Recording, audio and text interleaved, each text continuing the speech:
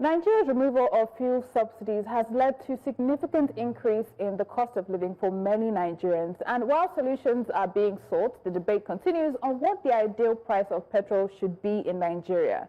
The Petroleum and Natural Gas Senior Staff Association of Nigeria says petrol should be between 700 naira and 750 naira per litre at retail stations. Meanwhile, the president of Dangote Group, Aliko Dangote, has revealed that most Nigerians are unaware that they currently pay 55% of what other West African countries pay for premium motor spirits, adding that his refinery has aided the reduction of fuel prices by selling petrol between 850 naira and 820 naira per litre. Before we get to our guests, and they will give us a perspective on this debate, let's listen to Pengassan chairman. We're talking about Festus Osifo on what the price of petrol should be in Nigeria. Per litre of petrol was sold around 900 naira per litre. You will realize that the international crude price was somewhere around $80 per barrel. So we have been monitoring the trend. When the crude price reduced to around $60 per barrel, we did not see commensurate reduction in the pump price. And when you convert that to liters and you bring it down to our naira, you are going to see that at a time when crude price was around $60 per barrel, we should be buying our PMS somewhere around 700 to 750 naira per barrel, per liter. All right, joining us for this conversation and, well, debate to provide their perspective, we have Professor Ken Ife, Global Consultant on Development Economics. Good morning, Prof. Oh, hi, good morning, and thank you for having me. A pleasure. And also joining us from Abuja, we have Abdulmajeed Amussah, the founder of Dear Nigeria. Thank you for joining us as well. All right, thank you very much. Good morning. It's a pleasure to be here. Yes, good morning. Let's begin with you, Prof. And we know that this conversation is very expansive, especially with, some also debating for the introduction of or reintroduction of some level of subsidy. But let's begin with what the ideal price of petrol should be. We have the Pengassan chairman saying that, people are taking advantage of the system. People are gaming the system, inflating the price of petrol, the middlemen. So what should really impact the price of petrol? And are we seeing those factors, like when oil prices go down? Are we seeing that impact what we're seeing at the pump, what the consumers are seeing?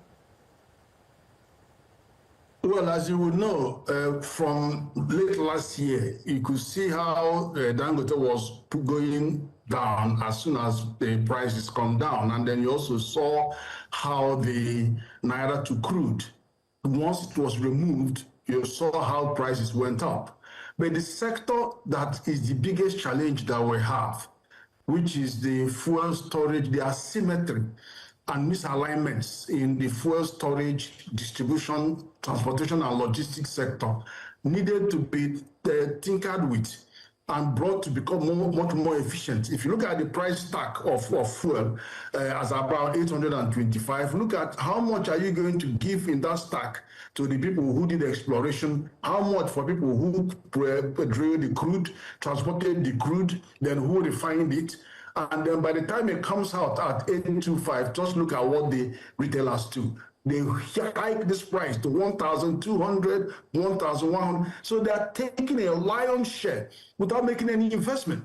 So that is one thing. So trying to get that sector more efficient is what is likely to drive down these prices far better than what we have at the moment. So I have no hesitation that these prices will come down if only we can settle that. And bear in mind that there are 8 major stakeholders here. You have the NUPRC that has been behaving itself very well, and then you have the NNPC that has been the sole cause of the challenges that we have, trapping 50% of that reduction of that subsidy and making only 50% available to the president over this period. And then you have the NMDPRA, which we need to tame because they are not actually doing any regulatory work. They're just causing and adding to the confusion.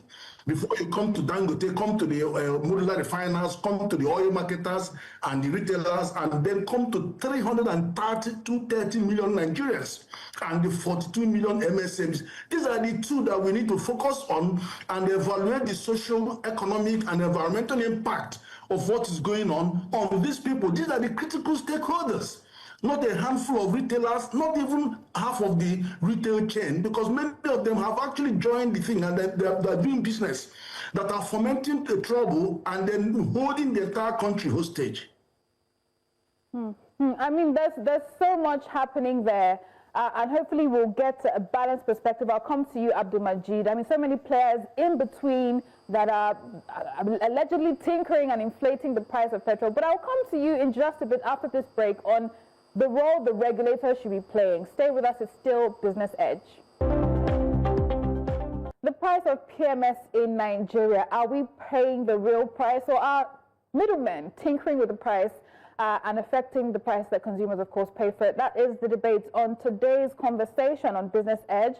Of course, we have Professor Ken joining us. We also have Abdulmajeed with us in this, from Abuja, actually. So I'm coming to you, Abdulmajeed. Prof has, mentioned the fact that there are so many players in between that may or may not be playing their role. Pengasan has accused depot owners, oil marketers of inflating prices. They're saying price of petrol, pump price should be 700, 750. Where do you stand in this? And do you think that the NMDPRA should be publishing pricing templates? Thank you very much for that question. And thank you, Paul, for your earlier contribution as well. Very on point. So really, for me, I wanted us to understand something very simple. Fuel pricing in Nigeria or anywhere in the world is not just a matter of numbers at the pump. It's a deep reflection of our political economy.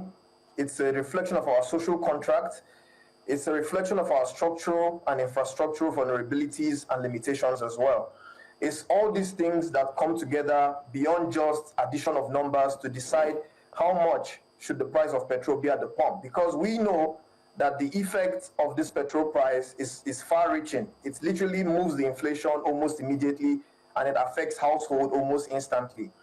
So it's interesting where we are at. We're in a regime where it's about liberalization. It's about getting market structure in place. It's about letting competition come in. So, like you just asked me now, what is the role of NMDPRA? What happens to PEF that have tried to create stability within all these price disparities that we're experiencing? So we're at the crossroads. We need to ask ourselves: do we fully liberalize the market and let competition drive efficiency? Do we maintain price stabilization mechanisms for social equity? Do we balance investor confidence with consumer protection? These are things that regulator needs to pivot into thinking more holistically about. Dangote has made a big move. The move is far-reaching, is humongous. So other private players and other stakeholders are going to make a move back, because this is a market, and there are people who have been historically in this market making a living. And now that Dangote has made this move, they need to also respond either through competition, either through collaboration, either through cooperation, or linkages that can lead to more stability for the end user. We are speaking all these big grammars, but the truth of the matter still remains that the person at home just wants to turn on his light and have access to electricity. They want to turn on their cars. They want to go outside and take transport that is affordable and buy goods at a price that is affordable for them based on what they are earning. So it's a broad topic that has a lot of aspects to it, but the regulators might need to pivot and imagine themselves playing a more delicate role in ensuring fairness to the end consumer, and so that there is no issue of monopoly or whatever. At the end of the day, it's a move in the market. You get your license, you make a move. So if the move ensures that we get better prices, we're going to patronize that person who has brought this move. And when the other private sector players come in, it's about innovate or die, compete or die. You need to innovate, you need to compete, and the regulators must pivot to actually live up to the expectation of their duties to ensure that the people get the best, outcome of this situation. Yeah, that's my take. Indeed, a free and fair market, some would call it. And I'm coming to Prof now. Abdulmajeed has, introduced Dangote into the conversation. So let's begin with Dangote. He has also come out to talk about the pricing and mentioned that Nigeria currently pays 55% of what West African nations are paying for petrol. So he's suggesting that it's much cheaper. The other nations are paying at least about $1 or so, at the pump. What are your thoughts on Dangote's, perspective of what the price should be, and the role he's also playing when it comes to pricing in the market? I remember when conversations about Dangote refinery coming on stream, everybody was excited that, but we'll see the, petrol prices come down. So what role has he played so far in that? Is it even his role to play? He has a massive, absolutely massive role to play, and he has been. Look, let me take you back. First of all, bear in mind that NNPC, as a comparison to Dangote, is playing in the upstream, midstream, and downstream sector of the economy. Dangote is only playing in the midstream. Does he own retail outlets? He doesn't. But he wanted to make sure that the product that he's kind enough to provide to the country is actually delivered, efficiently to bring it to the people's point of need. It's not replacing the petrol stations. And he even added CNG daughter booster stations by volunteering 100 trucks to do that. In other words, he's addressing environmental sustainability, which is the president's business, to get Nigeria to deliver our national determined contribution in improvement to climate change, and that is a CNG. We see gas is our transition program for the next 30 years. He's actually giving a helping hand on that. Secondly, before you do anything national, you have to do a pilot, show us a pilot. In December last year, he piloted this by removing the equalization, because what happens is that he had to maintain the price of crude all over the country, and then the supply, there was no queue. We had a Christmas with no queue, no price hike, simply because he delivered fuel to every of the stations in the country, and that cost him over 10 billion naira. And nobody ever said thank you. But he did that. So that proved that he could have effect. And for the first time, inflation of food came down in December. Normally it's the peak. It came down. So demonstrating the efficacy of that price, maintaining that price. Then on this particular occasion, what he is doing is he's saying, okay, let's see if we can deliver more efficiency in this whole subsector, since that is where they have the price tag. Now, he's doing that, and everybody's crying. Not everybody, sorry, a small segment of the 8 major stakeholders are crying. What complaint have you got from the modular refineries? The main competitors to him they're not bothered. They're just enjoying the fact that he is going to make life a lot easier. Now, let's look at the NMDPRA.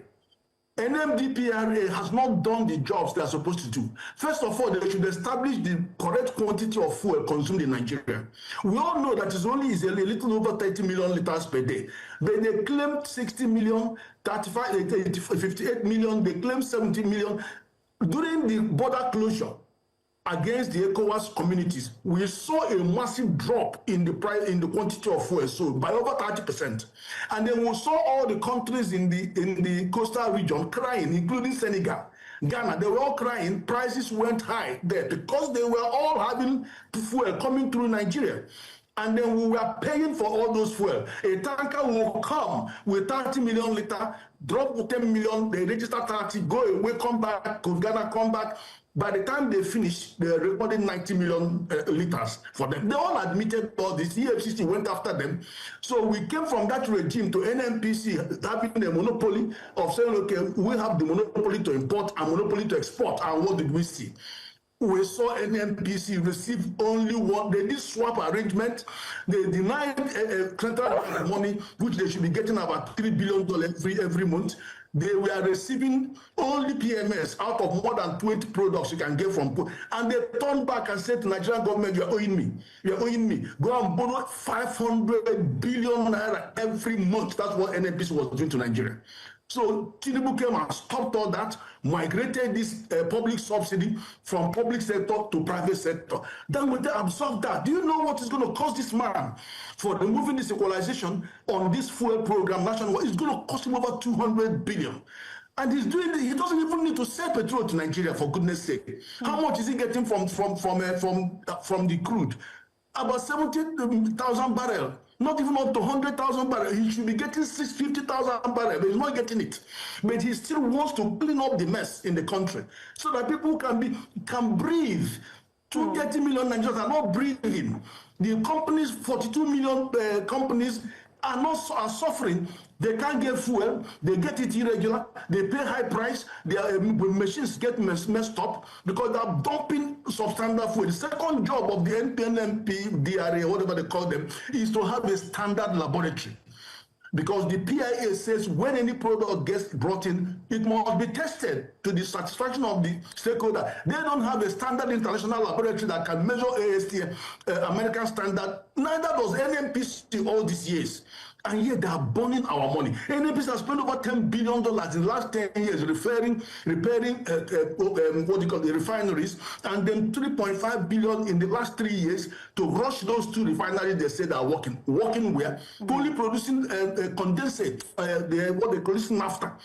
And then you now have NMD, whatever they're called, having the temerity to issue license for importing 200 million liters of petrol. Where is this thing done? And those petrol are substandard because according to ECOWAS, by January this year, you should not import anything more than 50 ppm parts per million of sulfur. So, I mean, look at what they're bringing in, 5 times more. Yeah. So the regulators, definitely, Prof, the regulators and the players in this market appear not to be doing enough.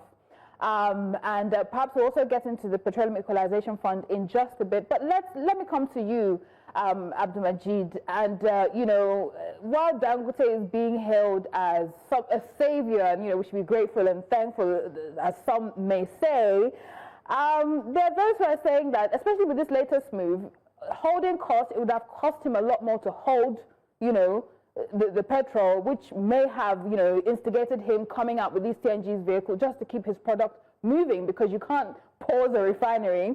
And then there are also people that are accusing him of some level of monopoly, which could lead to price control. What are your thoughts on this? And again, the role of the regulator in preventing such a monopoly in the market? Yeah, thank you very much. Really, reality eats strategy for breakfast. Dangote has made a strategic move to expand market access, increase efficiency, and gain more control. It's a great move, but at the end of the day, realities are taking place. For example, there's the Iran and the Israel war, which might lead to the closing of the Strait of Hormuz, which I think around 20% of global oil and petroleum movements passes that route. So if that happens, from the last experience that we have had in history, it may even cause a quadrupling or a doubling of the oil price, and this has a direct impact on the petrol price as well. So this move Dangote is making, just like Prof just confirmed, it's a huge expense, it's a huge capital requirement for Dangote to take it on. And the truth of the matter is that it's a very large country. It's a very, very large country, and it's not easy to cover the entire market. You will be spending a lot, you know, absorbing those shocks, and it is good that he's going in the direction of CNG, because those things can bring about, you know, better, you know, cost realities and all of that. But again, I like how you spoke about the regulators. We cannot leave the setting of prices to one private sector entity to decide. At the end of the day, government must play the role. I said earlier, floor pricing is not just a game of addition and subtraction.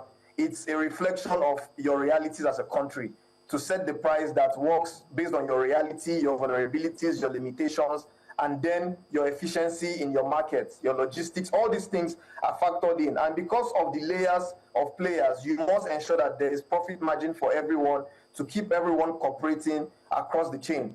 So at the end of the day, what we know is going to happen here is it looks like PEP's role has become almost obsolete. I mean, it's been, reduced in over time, but this has completely kind of, left them without any role to play. So what we can imagine or what we can see coming next is government is, probably take an action, maybe after observing the possibility and the impact of Dangote's move. Then government most likely authorize the formal winding down or the repurposing of the Petroleum Equalization Fund, and then market forces will take place as well. The Independent Market Association, the Petron, and they're all coming from a resisting point of view. But eventually, everybody would figure out which part of the market they can take on. Again, I said it. It's about innovation. It's about competition. Dangote has made his move, and if he hits the market, he's going to get that market. And if we have efficiency, we're going to be better off for it. But the regulators must step in to ensure that this responsibility for market, for price setting, is not left to any one private entity to decide. It has to be born out of multiple understandings of our current reality as a country and all of that to decide, what's the best price. But allowing the market forces take the lead on that decision. That's my take. And regulators could also insist that if PEF or NMDPRA must be maintained in this part of the chain, maybe they can consider other aspects where Dangote's logistical network has not been able to cover or may fail, sometime in the future, and so on. So it's not a time to feel as if one person is monopolizing anything. It's a private company and he has made a move. It's time for other private companies to imagine that Nigerians need stable access to energy resources, stable access to oil and gas resources, stable access to petroleum products to continue to remain productive. So private sector players should see that there's still a little bit of chaos because it has not stabilized yet. So alternative solutions must also see themselves, here. The fact that, all this is going on, it doesn't mean a business will stop tomorrow. People need to go and buy fuel. People need to turn on their generators. People need to drive to work. And all those things must continue to take place. So I think it's time for everyone to really look at the fact that we're in a crossroad. It's a progressive crossroad. It's the path to development. It's the path to progress. Some private sector players have made big moves that would lead to more innovation and would basically, from where he has acted now, we need to act upon that to really extend access to petroleum products to the people at the last mile.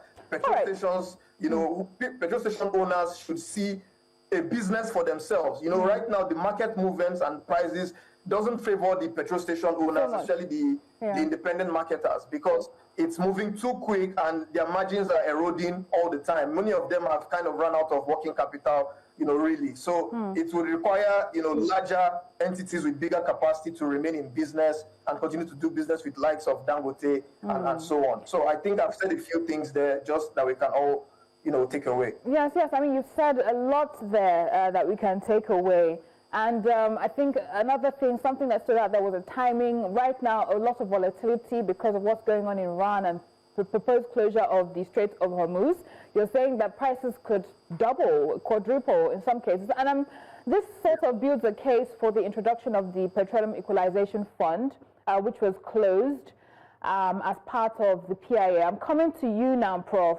Let us into this Petroleum Equalization Fund, how it's supposed to work, especially at a time like this when pricing could be very volatile. And, even across the nation, we are seeing different prices even within the country. So, we have countries like India who sort of mix a combination of market dynamics and government policy. So how does this current situation create a case for the Petroleum Equalization Fund, and how is that supposed to work? Well, the Equalization Fund has actually gone by PIA. It's gone. When let's get back to how the NMD, whatever, midstream and downstream authority is an amalgam of the Equalization Fund, the PPP, then the two sections in the DPR, that is the downstream and upstream, downstream and midstream sections of the DPR. These are the four that were brought together. But unfortunately, the life of the petroleum coalition was terminated, and the dealers are accusing it of owing them 100 billion. Now, let me tell you something, because you raised a very important question, which I will connect to this. You asked about competition. If anybody believes in competition, it's the president. From day one, he brought in competition, and then is now fighting to maintain a monetary policy stance that encourages competition. Now, that's why you have steady currency. Now, in case of this, NNPC is the biggest monopoly in the country. Monopoly of upstream, midstream, and downstream. And you saw how the monopoly of that midstream is hurting the country.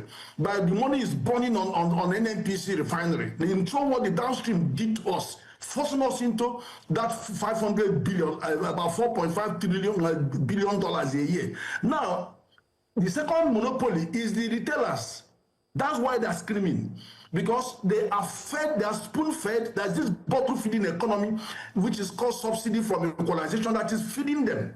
And then they are shaking because the judgment day has come. They are the monopoly. It was the monopolies that cry because they depend on government subsidy. They don't innovate, and then they blow the opportunity for the economy, for the common man and the industry to enjoy the single product God has given this country. Now, let me tell you what the PRA is also not doing. The DMP or what's not doing.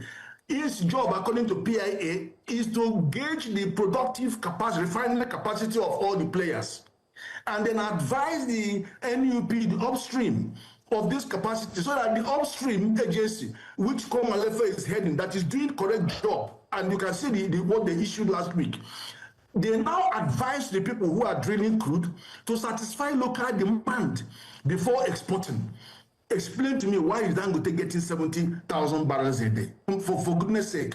Secondly, based on the information it has gathered on the local capacity, we will determine whether there is deficit in the supply of PMS in the country, on the basis of which it can now issue license for the importation.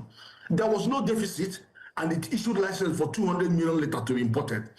And the PIA went further to say, if you do import, the stakeholders must be aware and participate in making sure that the quality of that fuel is checked. Didn't check anything. An importer that is sending you dumping fuel here that couldn't even enter the country where they are refining it, issue a certificate. And on the basis of his certificate, you allow the things to come in here. There are more than 11 things you check. You have octane number, sulfur content, pour point, flash point, density, specific gravity. There are many. Which one tested? Because they don't have the laboratory. Neither has NNPC. Take them with your stakeholders and go to Dangote that is approved and whose product is being exported to America, Saudi Arabia, everywhere, all over the continent. They won't go. Instead, they will admit sulfur content, look at the content. Yeah. So they are not doing their job. Regulators, right. They're not doing their job. So that's why you should remove these civil servants and bring private. Look at NNPC, the cleanup of NNPC. You've now got smart guys, brilliant guys heading NNPC. Sort out this, what you call modular refinery, not modular, this midstream, downstream people. Because this collection of civil servants, sort them out, get proper business people to come and sort out this economy. They're just not doing the work they are alive to their responsibility. They have no clue whatsoever. Yeah, Prof. So basically, I mean, the ball is back in the court of the regulators and NNPC to regularize the sector and stabilize the sector a bit. Finally, let me end with you, Abdulmajeed, especially on the talk of, balancing out the sector and suggestions of some level of government control of fuel pricing, right? Within Africa, we have top oil producers who have some level of subsidy, the likes of Egypt, Algeria. They navigate subsidies and production levels to ensure affordable fuel. Should our government consider that? All right, it appears we're having network issues there. But, this conversation will continue definitely, and we'll revisit matters like this as issues develop right here on the show. We're going on a break right now. We'll be back. Stay with us. All right, that wraps our conversation on petrol pricing in Nigeria. I want to thank Professor Ken Ife, Global Consultant on Development Economics. Thank you so much for your contribution to the conversation. Thank you. Thank you. Government should not involve itself in the price regulation, please. All right. Fair enough, fair enough. And then we have Abdulmajeed Amussah, who joined us also. I'm not sure he's still with us, but he provided substantial contributions to the conversation. He's the founder of Dares Nigeria. A pleasure having him join us.